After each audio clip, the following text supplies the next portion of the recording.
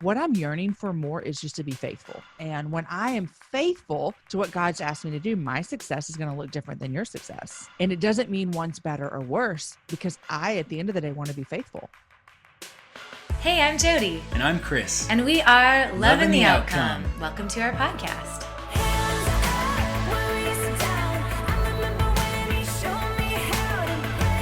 We're a husband and wife who rock out together. We're parents of Milo and Ziggy. And we're following Jesus as best we can. Our story began in Winnipeg, Manitoba, where we fell in love, got married, and decided to sell everything and travel in our Jetta, selling CDs out of the trunk of our car. The road led us to Nashville, where we signed a record deal, started our family, and now the four of us travel together in our minibus, White Neptune. I know, crazy, right? Our life is a road trip. And we want to invite you into it. So come along for the ride as we chat with some of our favorite people about family, spirituality, wellness, and of course, music. Come on, let's go.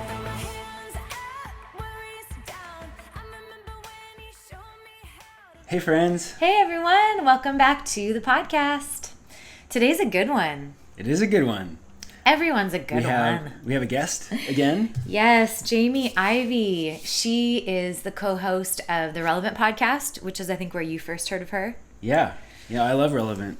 We get it. I get it in my inbox. Yeah, it's awesome. Every month. And then she also is the host of her own podcast called The Happy Hour with Jamie Ivey. And she's just a really smart, wise, intuitive woman who's also just a blast. I felt like it was hanging out with my new best friend. It was so much fun talking to her. Yeah. And her new book is all about satisfaction being closer than you think it is, which who doesn't need that message during quarantine COVID that we're all still in? Yeah, can it be in the next room, please? Yeah, I know, because we're not on the road, and 7 months without shows, we're definitely realizing, wow, like we miss the road, we love our life, but success is also just found at home, doing what we do together and living our calling just a little differently right now, and that's what she talks about a lot in the book. I do find a lot of satisfaction in the shed. Lawnmowers, our tour vehicle has now become a camper, and our trailer has become our kids' lawnmower truck. Yeah, well, Ziggy is obsessed with landscaping vehicles like lawnmowers and backhoes, and every time he sees like a trailer go by with a lawnmower, and it's a lawnmower truck. So we turned our trailer into a lawnmower truck. You just do what you want. You just do your life your own way during this crazy season. And honestly, maybe there's a lesson in that for all of us. That's how we're supposed to be living anyways. You know, taking our marching orders, which is too strong a word. I don't think Jesus would use those words. But honestly, it's like God and our gut, and that's how we live. And I think also social media with the debates and everything can just feel so intense right now. And I think this podcast is going to be a breath of fresh air for people. It was for me because... Well, you won't be shouting at Jamie, for one thing. And we are loving towards each other. Yes. So hopefully this is a little more soothing than what we all just experienced. That's a whole nother podcast. But also, I think the realization that like comparison culture, anger, just not loving each other well, I don't have any capacity left for it. And also going on social media and feeling like, oh wow, like go after it, girl, like go live your best life. No, it's not go out there and live your best life. It's like your best life is right here. It's attainable now. And so I think all of these messages that we get from social media, Jamie breaks down in this book to go, no, success is here and now. Living your dream life is you embracing your life. Mm-hmm. And she gives us the tools to know how to do that. So I know I related like so much to this episode, especially just with the craziness of the world. So speaking of the here and now, there's something boiling on the stove over there. Okay, so let's cut this intro short. Follow the podcast, guys. Rate, review, and subscribe. Just seeing steam. This is happening in real time. I forgot. I'm making a Thai curry soup for dinner. Oh, yum. So our house smells good, but it's about to burn down. So just rate, review, and subscribe to the podcast. Join us for Worship Wednesdays. Moving on, our new song is out everywhere on radio. Spotify. Love hearing your stories of how that song is literally helping you realize, whoa, I've been stuck. I didn't even know stuck became my normal. I needed this song as like a ding, ding, ding. Time to move on. So good. Okay. And speaking of the shed, we're going to be selling lots of shirts soon. So see you guys soon. Bye. Oh, the book is coming. Hang on. I'm getting it. I'm getting a ship date ASAP. What was that pop? I don't know. Love you. Okay, we saved the soup. Okay, good. What was the pop? I think it was just like something hitting the element. I don't know. I really don't know. We have been making like vats of popcorn, so maybe it was just like a stray kernel that. Either way, dinner's gonna be okay. And we just realized like everything we just said about Jamie and how amazing she is and all the content that this podcast covers is based on her new book, which we did not say. Which, if you're only listening to the podcast, you wouldn't know. So we need what to is say this that. book? This book is called You Be You. It's by Jamie Ivey. Why Satisfaction and Success Are Closer Than You Think. And she talks about contentment versus discontentment, how to be fruitful right where you are and live your best life now. I mean, yes, I do not want to wait till the end of quarantine to live my best life. I want to live it now. So you guys ready for this episode? Let's jump in.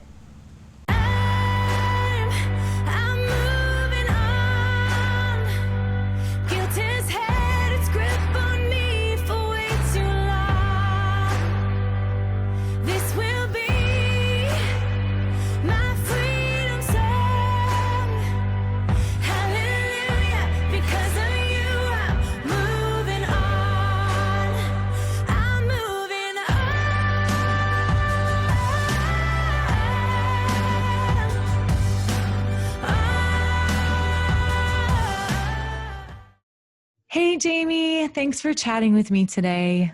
I'm so glad to be here. Thank you.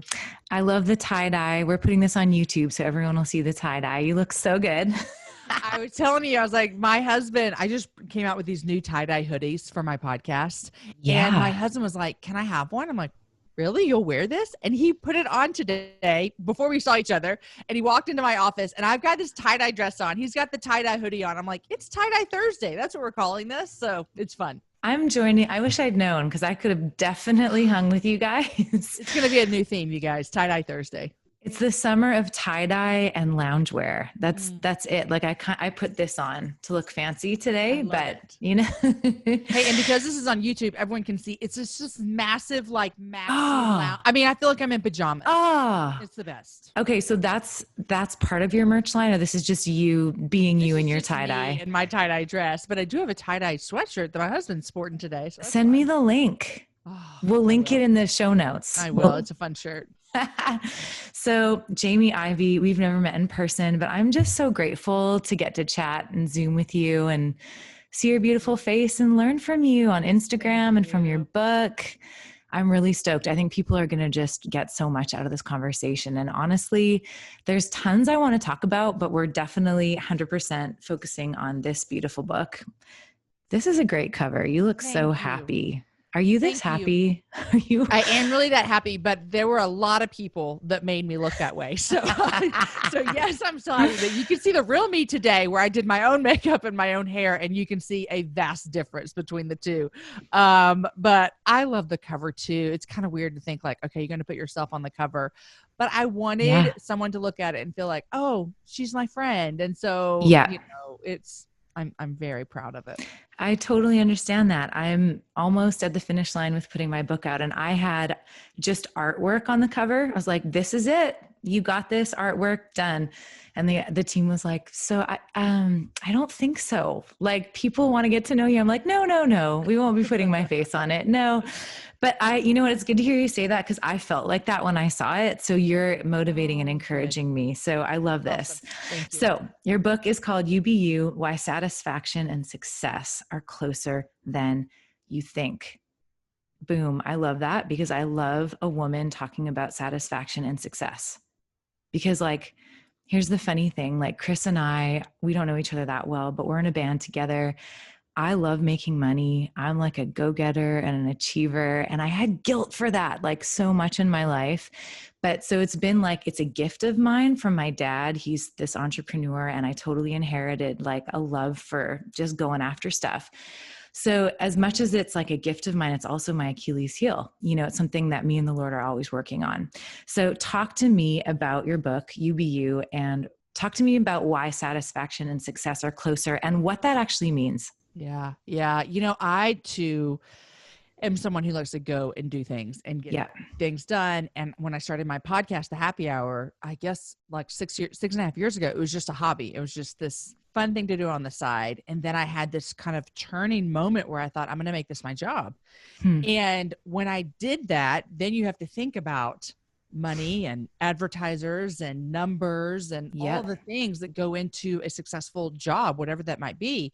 There's markers in every job. If you're a teacher, if you're a banker, whatever it is, you have these kind of markers. And so I like success as well, and I want to be successful.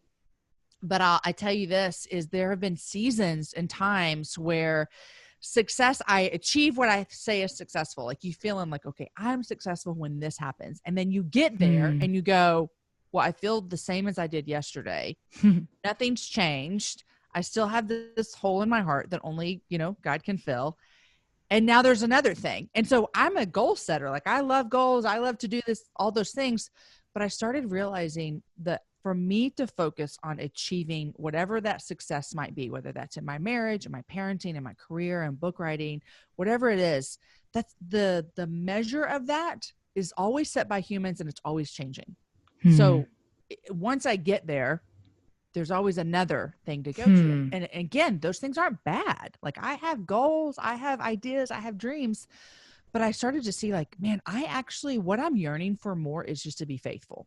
I'm yearning for faithfulness. And when I am faithful to what God's asked me to do, my success is going to look different than your success. And it doesn't mean one's better or worse because at the end of the day, want to be faithful. I want to be faithful. And so that idea of being successful is hard for women.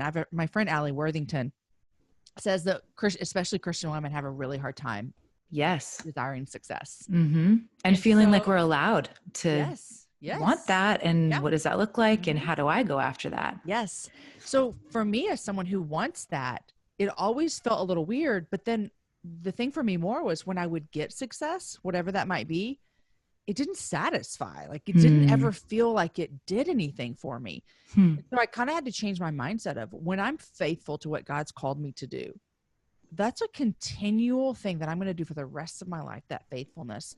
And when I go to sleep at night, if I've been faithful, I actually can feel content. I can actually feel satisfied.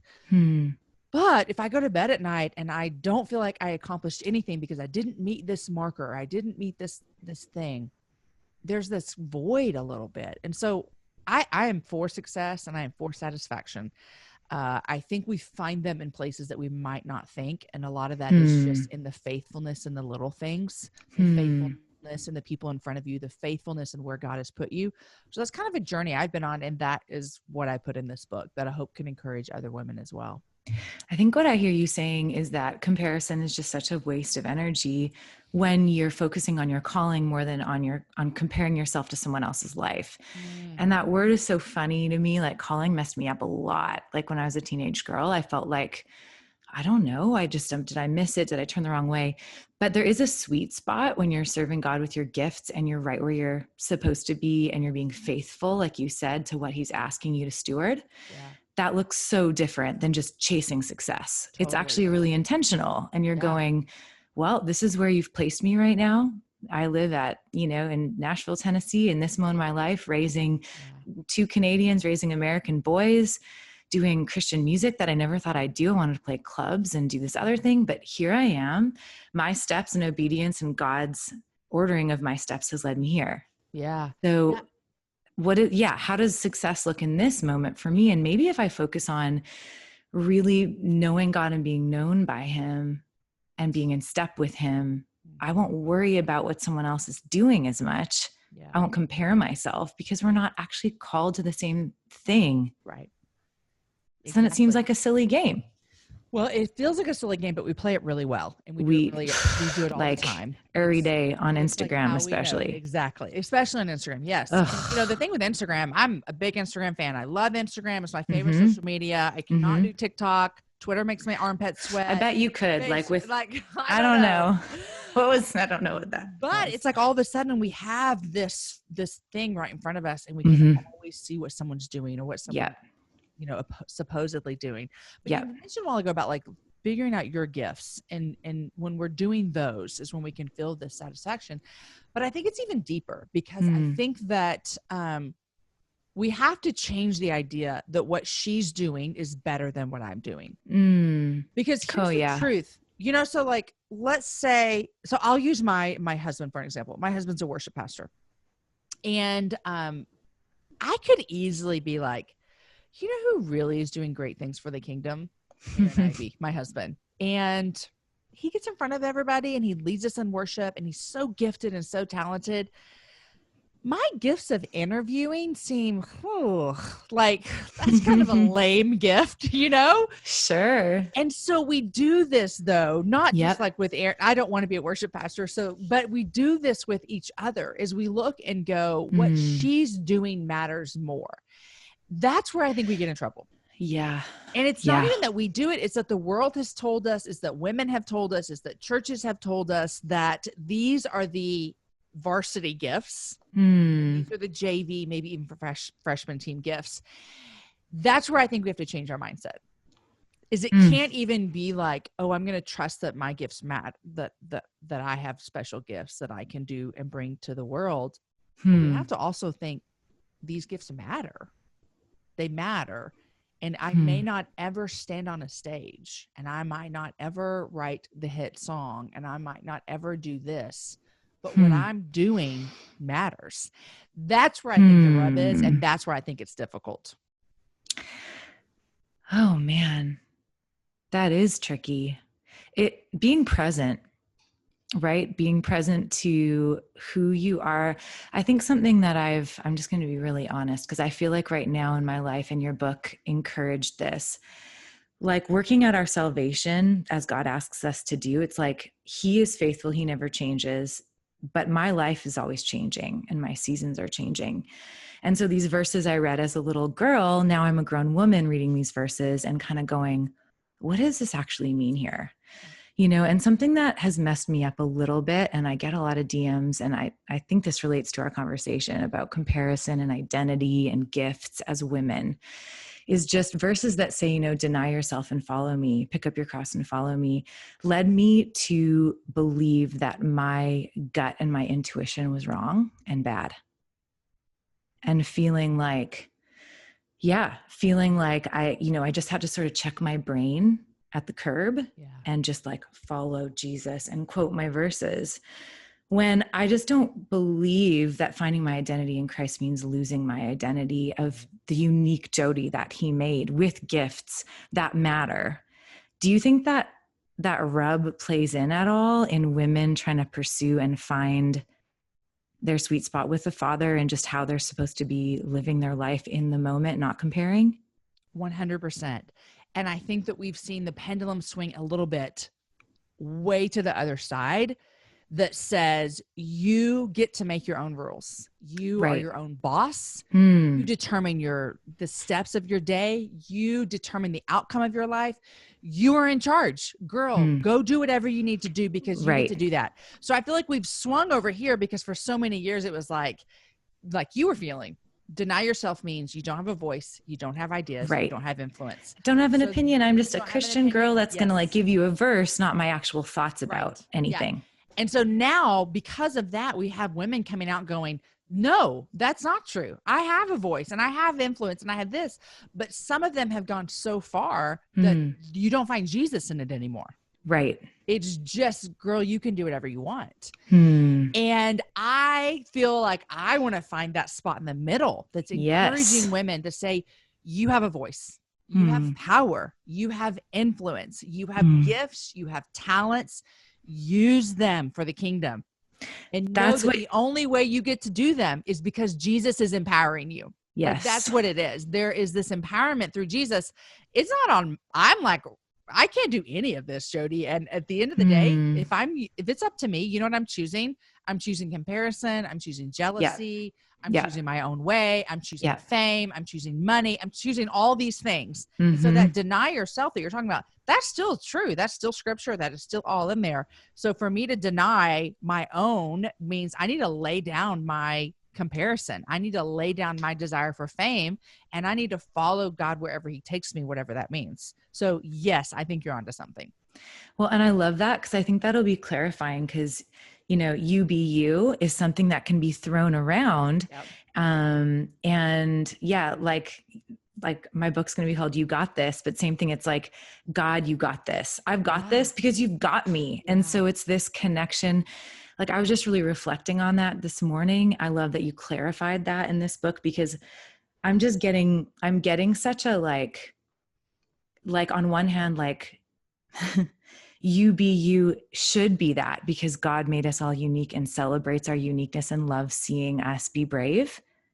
Like, I don't just want to be a good girl. I want to be a brave girl. I want to be a courageous girl. Mm-hmm. Like, I was told to be a good girl most of my life, and probably a lot of girls listening were as well. Mm-hmm. And then you go, oh man, yeah, but in the umbrella of good Christian girl, I don't say my opinions in love. I don't talk. I'm quiet. Do people even really know me? Do I share my true self? Like, so I think that we need to bring these things together, just like you said. And I feel like that's why this book is so powerful and such a great tool. Because you're basically saying, God is strong. He wants you strong. Yeah.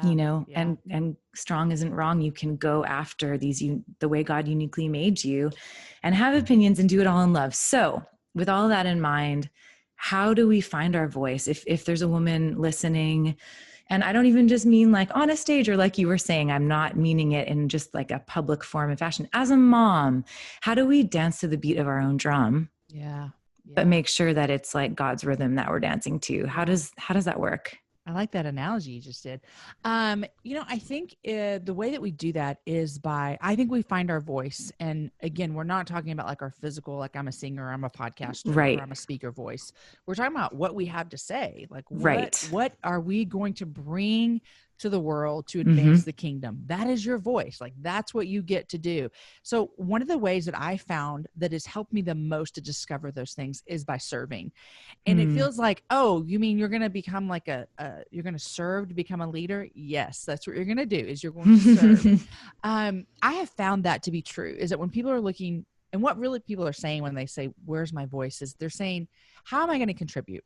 Like, what do I have to give? Where am I going to make a difference? That's really what we're asking. And honestly, we're all asking those questions. Everybody is. I mean, I have a 16-year-old who we're going to be launching into the world in 2 years. I mean, I'm just going to cry when I think about it. But that's what he's going to be asking as well, is like, what am I doing with my life? And so I'm 42 and I still find myself going, what am I doing with my life? Yeah. The way that I found that a lot of people, including myself, have kind of taken this journey is, man, look around and see, where is there a place for you to serve? One of my favorite examples of this in my life was a handful of years ago, probably 5 or 6 years ago.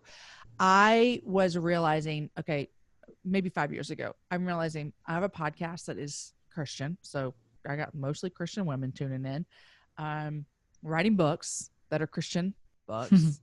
I was a pastor. Like, I just felt like I was in this like Christian bubble, and I needed to get out, is what I needed. And I started praying, like, God, will you just bring an opportunity? Like, will you just somehow make it where? And a friend of mine called me a couple weeks into me praying this and said, hey, we're thinking about she was with an organization that I had already served with in some ways. And she said, we're thinking about starting some volunteer work in the county jail. Would you be interested? And I said, I'm in. Yes. I don't need to pray. I've been praying. I'm in. Yeah. And that was a place that I served for 2-3 years. And that was part of me finding my voice. But what I did was, it wasn't like I was like, God, I need to answer from the sky. I need to open scriptures and see you say, Jamie, do this. But what it was is I was just willing to go, where can I serve and where can I be used? And that led to me doing that for a handful of years. And it was so fulfilling for me and so good.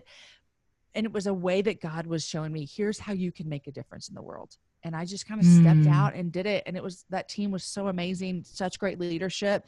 But that's what I think good. Is where, look around, do the next right thing in front of you, do the next right thing. Like, I have women come to me sometimes like, you know what? I want to write a Bible study.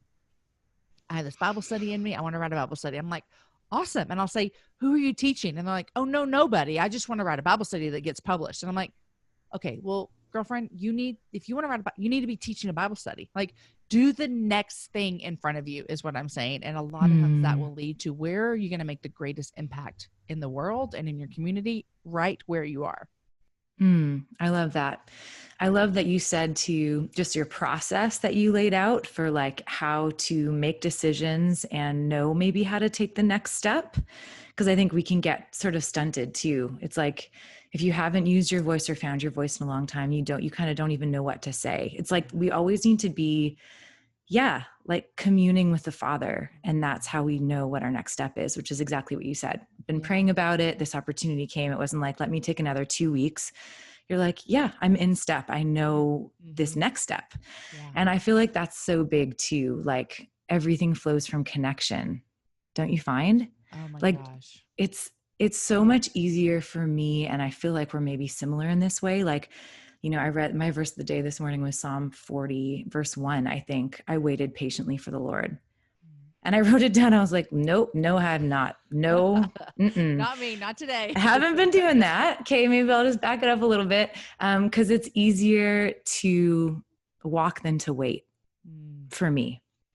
And no guilt, no shame. That's not, God doesn't play those games, but my awareness is getting better to go, I think I actually like way ran ahead, and God's kind of like, yeah, the minute you just kind of like sit down and chill for a minute, maybe we can like, I can catch up to where you are. Like, let's be on the same page, and everything kind of flows from that. And so I'm kind of hearing you say that you commune, your connection is what everything flows from. Yeah. So how do you, in a practical sense, do that?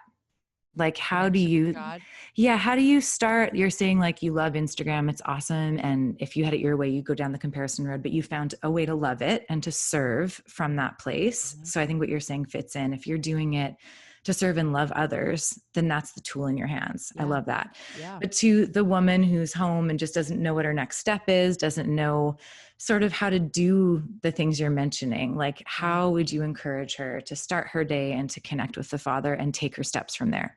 Yeah. Well, I'll go back just a second and talk about like Instagram, and sure. Like, I love it. I've said that, and it can be a hard place. There've been many seasons where I have taken a break from Instagram. I took an entire month off last year. Just earlier this summer, I took 2 weeks, and you may see things being posted from me, but I'm not actually on the Instagram when that's happening. There's behind the scenes stuff. And so it can be a difficult place. I have found, Jody, one of the best ways for me to fight comparison with Instagram, with real life friends, with people who are doing the same thing I'm doing as a career, is when I can genuinely cheer them on, and not just like, oh, that's really cool. I mean, genuinely, I am your cheerleader. I am for you. I want you to be successful. Even if that means you pass me up in whatever we're doing. Like, if a girlfriend of mine starts a podcast, if I never got as good as her, I promise you, I'm not just saying this, I'd be so happy for her. I kid you not. It sounds crazy, but that right there is what helps me from being like succumbing to comparison, because I found that I have a really difficult time comparing and cheering at the same time. And so, woo-wee. If I got to choose one, I can either live my life in constant comparison, or I can live my life as a constant cheerleader, and I can't do both. And so I have really made this conscious decision that I'm going to be for people. I really am. I'm going to be a cheerleader for women. I'm going to want to lift them up. I want to encourage them. And I learned that through my podcast. I learned that through having a different woman on every single week, tell her story, lifting her up, all these things. And I felt this is how I want to live my life, is I want to be a cheerleader. So that's one way. So I think even if you're at home and you're like, or wherever you are, you're a stay-at-home mom, you're working in the business place, you're a speaker or artist, whatever it is, that if you can look around and say, I want to become someone who is for people, it has to change something inside of you. Like, you can't stay the same and still be that way. You just can't. I mean, you could fake it, but that faking cheering, it cannot last. It cannot last for a while. And so that's kind of what I've decided. But one of the ways, even if someone's trying to figure out, what's my voice? What am I doing? I don't even know what's next. Like, stay tied to the truth, and the truth is God's word. Like, be in it. And again, you're not going to turn the page and find, you know what? Brianna, you should move to wherever. Like, it's not in there. But there is this idea of knowing God through his word and then allowing the Holy Spirit to speak to us. And people who are not followers of Jesus, Christians, that can sound hooky and crazy and weird. But if you have been following Jesus and you have the Holy Spirit, you know what I mean when you say you have this peace, you have this understanding. Like, there is this leading that he does, the Holy Spirit in our lives. And that's a beautiful thing. And so lean into that and listen to that and follow that. I also like to really surround myself with people who don't just like me for what I do, and also surround myself with people who aren't just yes people.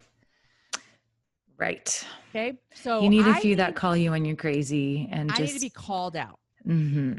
I need to be called out. And so as someone who I am the boss of my podcast, I'm the boss of this company, I still have a tendency, if I come up with an idea and somebody on my team pushes back and says, that doesn't really sound like what we would do, or that doesn't sound like you, or whatever, there's this tendency inside of me to be like, listen, I can do whatever I want. I'm in charge here. So just back up. But I have to listen to that. And I think no matter what you do in life, when you have people around you that love you and love God and are there for you and are willing to take the hard step of saying, I don't really know if that fits you, that you would be able to listen, whether they're right or wrong, because there have been instances that I've been like, I'm going to push back just a minute. So whether they're right or wrong, where's the humility in listening? Where's the humility in going, okay, I believe that God has put you in my life and I'm going to allow you to speak into it. That, I think that helps out so much. So, you're talking about that stay-at-home mom, which I think if anybody has been that, or you've seen a stay-at-home mom or whatever, you can know that sometimes it can feel a little bit isolated and you can feel like everyone's moving on and I'm here with the children. Yes, I have felt that and been there and done that. But what I need in my life is I don't need a girlfriend to look at me and be like, you're right. I don't know why you had these kids, because you would have an amazing career if you didn't, but I need someone to look me in the eyes and say, like, God has specifically put you in these kids' lives at this season, for this moment, at this time. It doesn't devalue your gifts. It doesn't devalue your passions. It doesn't devalue your dreams, but it just says, look who's in front of you and say, how am I going to serve them? How am I going to love them? And how is God going to use my voice, to grow the next generation that lives in my house? What an honor. So I get it. I felt it. But you are not disqualified because of that.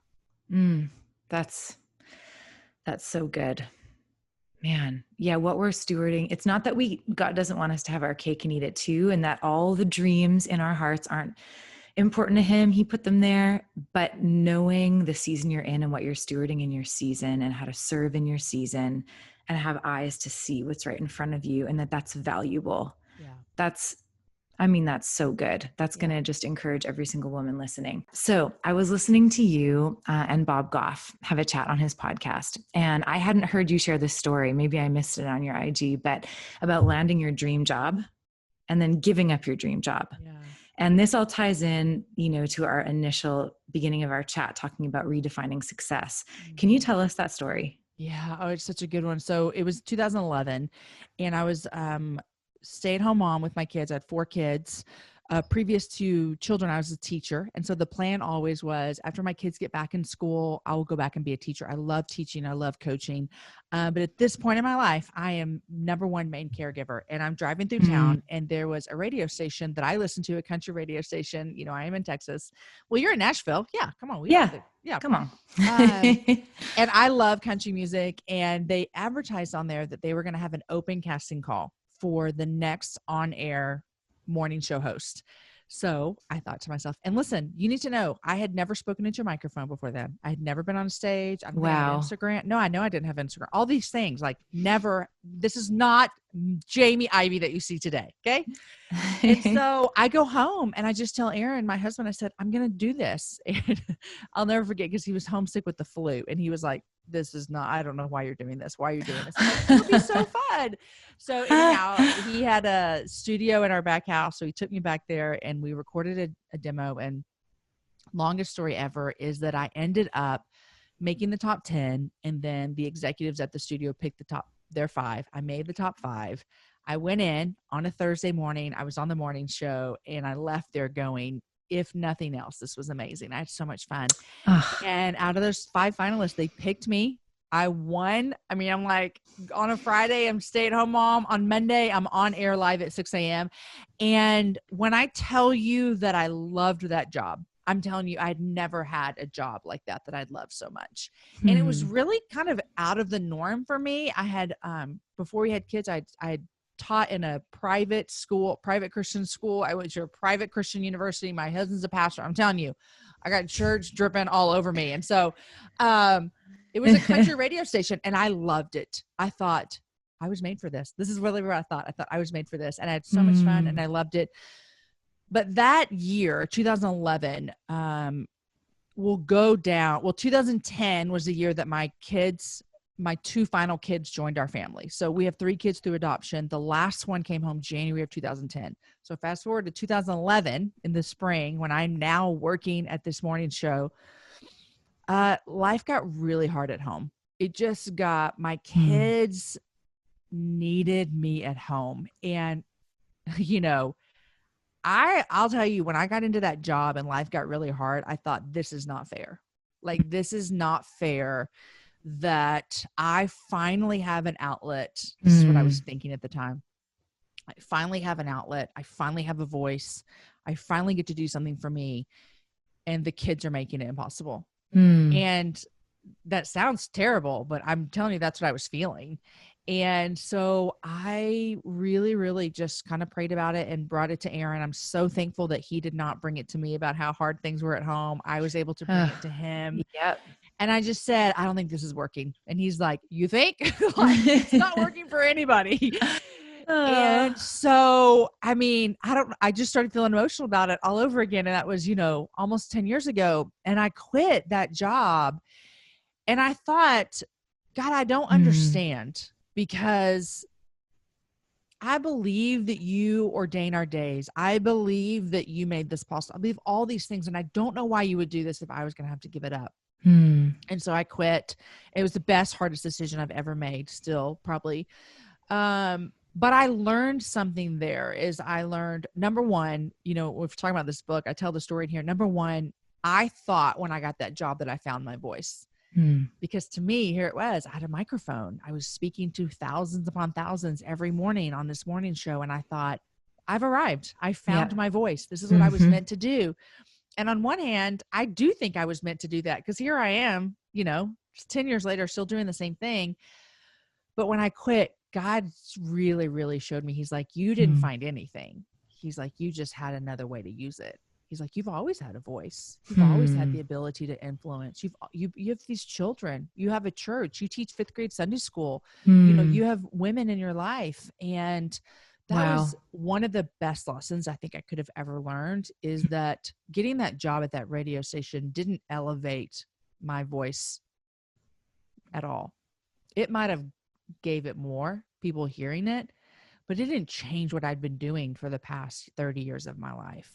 So that was really good for me. But I mean, here we are today, and about a year and a half, 2 years later, I started my own show. And so God has just, I still get to do what I fell in love with on that Thursday morning, that audition. And I get to do it, with more kingdom focus in mind. And I get to make my own hour and do my own thing. And so the crazy, I sometimes can't believe that's how this whole thing started, but it is. Wow. That's beautiful. That's big, especially for an achiever and a goal setter. Like you said, you are, to just kind of put that aside and be aware enough and in step enough with the Father, even if there were a few days you kind of missed it and didn't want to see it, which never do that. But to be able to go, no, in this season, this is where I need to be. And whoa, I've had this voice all along. That's beautiful. Thank you so much for just being so honest and real and just encouraging and motivating for everybody to just really go, man, maybe success and satisfaction is right here, right now. How do I find that? How do I get there? And how do I know God and be known by him? Maybe it all starts there. And what does that look like? Just feel like it was really empowering for me and for so many women listening. So thanks for being so great and so awesome. And my new friend. Thank you. Thanks for having me on. I loved it. Yes. How can people track with you and buy your book? I'm going to link everything in the show notes, but just tell us how to track with you. Yeah. First of all, anything you need, jamieivey.com. Everything's there. Podcasts, book, blog, everything's there. I love Instagram, like I've said 1,000 times, and I'm at Jamie Ivey over there. And then if you text UBU, just all one word, 233777, we will send you more information about the book. I love that. Everyone needs to go get the book. It's out and it's incredible. It's tangible. It's like practical and spiritual all mixed into one, which is that's just a gift in my life. Not a lot of books do that. So thanks for writing it and being courageous and just awesome. I loved getting to chat with you. Thank you so much, Jamie.